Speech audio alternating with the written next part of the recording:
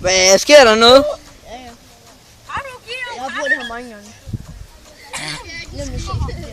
Bum.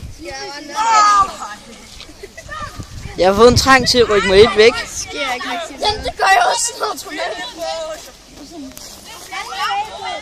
Hvem kunne lægge kræfterne i? David, det drøber ud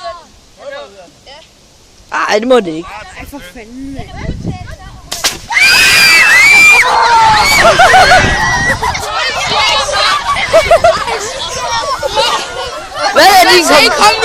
Hvad er din kommentar? Ja, jeg har sat hovedet hen over den, Martin Velko. Hold kæft, det virker sgu da ikke. Du rammer hovedet af den.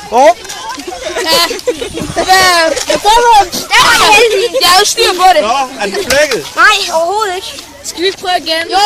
Den er ikke så god som den anden. Den lille flaske, hvor fik I fat i den igen? Få din vand i. Den lille flaske, den flyver helt deromme et sted.